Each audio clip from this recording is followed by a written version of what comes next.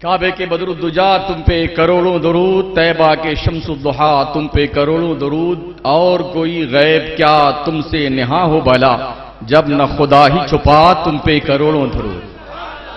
اب علم غیب کے تعلق سے آپ کو خطاب سماعت کرنا ہے۔ محب مکرم حضرت علامہ مفتی عبدالقادر صاحب قبلہ حیات النبی صلی اللہ علیہ وسلم کے حوالے سے قرآنی آیات اور احادیث مصطفیٰ کی روشنی میں اپنے دلائل آپ کے سامنے پیش فرما رہے تھے، اور ہمارے قلوب و اذہان کو منور و مجلہ کر رہے تھے۔ آپ نے وہ کیسٹ دیکھی ہوگی جس میں ایک عبداللہ کوئی نیا مسلمان پکڑ کے لایا گیا۔ عجیب لوگ ہیں، ایک وہ پنڈت لیے گھومتا ہے نائکا، سمجھتے ہیں جی، ہم پوری دنیا میں اسلام پھیلائیں۔ ابے وہی مسلمان نہیں ہو رہا تیرے ساتھ بیٹھا ہوا ہے۔ بات دراصل تم دونوں بھائی بھائی ہو، تم دونوں بھائی بھائی ہو، اس لیے تم اس کو مسلمان نہیں کر رہے ہو۔ معاملہ یہ ہے پوری دنیا میں گمراہی تم پھیلا رہے ہو بیٹے۔ تو وہ جو نیا مسلمان پکڑ کے لایا گیا تھا نا، رسول اللہ، ان بدھو میاں کو ہی پتا نہیں چھوٹی سی نہیں ہے بڑی سی ہے، رسول اللہ رسول اللہ۔ کہنا یہ ہے کہ اس آدمی نے ایک حدیث پیش کی تھی، وہ حدیث تو ہم اسے نہیں کہیں گے، یہ اہل حدیث کے نزدیک حدیث ہو سکتی ہے، ہمارے نزدیک کیا پیش کیا تھا؟ انہوں نے کہا کہ حضرت انس رضی اللہ تعالیٰ عنہ سے روایت ہے کہ میدان محشر میں ایک جماعت آئے گی، ایک ہاتھ میں قلم ہوگا، ایک ہاتھ میں کاغذ ہوگا، اللہ فرمائے گا او اہل حدیث ہو جنت میں جاؤ، جنت میں جاؤ۔ ابے جھوٹو، تمہیں شرم نہیں آتی؟ اے اہل حدیث ہو جنت میں جاؤ،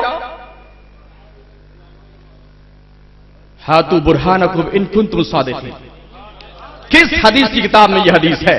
پاکھنڈیوں، قوم کو گمراہ کرتے ہو۔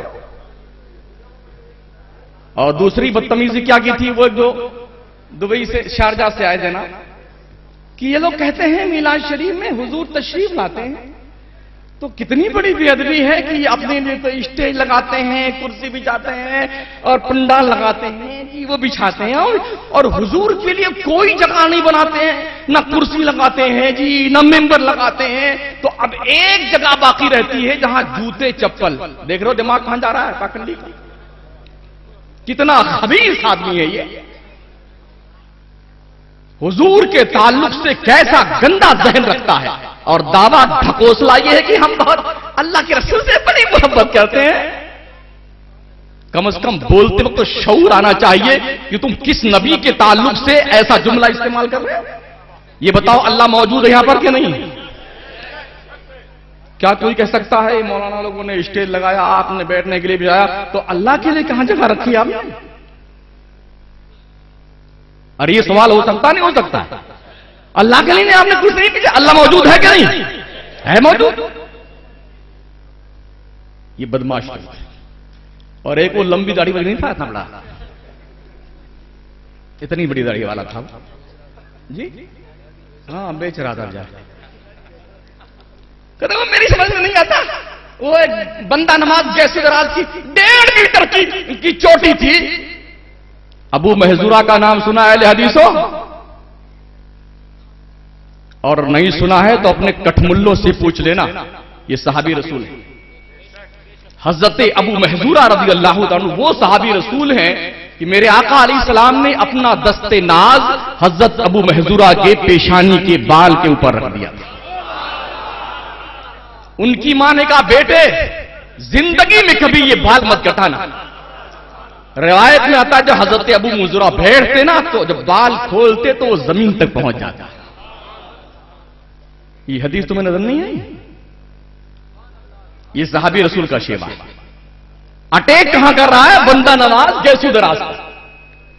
ہم تجھ سے پوچھیں اگر ان کی 1.5 میٹر کی چوٹی تھی تو تیری 1.5 میٹر کی داڑھی کہاں سے آئی؟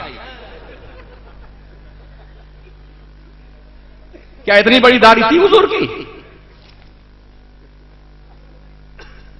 اسی لمبے داڑھی والے نے ایک بات کہی تھی، اہل سنت کا عقیدہ بتایا تھا کہ امام احمد ابن حنبل کے زمانے میں ان کے استاذ محترم کا واقعہ، جب خلق قرآن کا مسئلہ چل رہا تھا اور لوگ کہہ رہے تھے، اور بادشاہ بھی کہہ رہا تھا امیر المومنین اس وقت کا، کہ تم لوگ قرآن کو مخلوق مان لو، تو سب لوگ جو نہیں مانتے تھے اس پہ کوڑے لگواتا تھا۔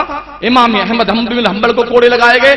امام احمد بن حنبل کے استاذ محترم انہوں نے جب اس کو کہا قرآن غیر مخلوق ہے، تو اس نے کیا کہا تھا کہ وہ اہل سنت والجماعت کے تھے۔ وہ داڑھی نے کیا کہا تھا؟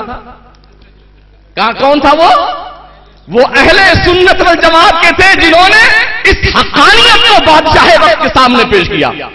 تم کہاں تھے؟ ہم تو وہاں بھی ہیں الحمدللہ۔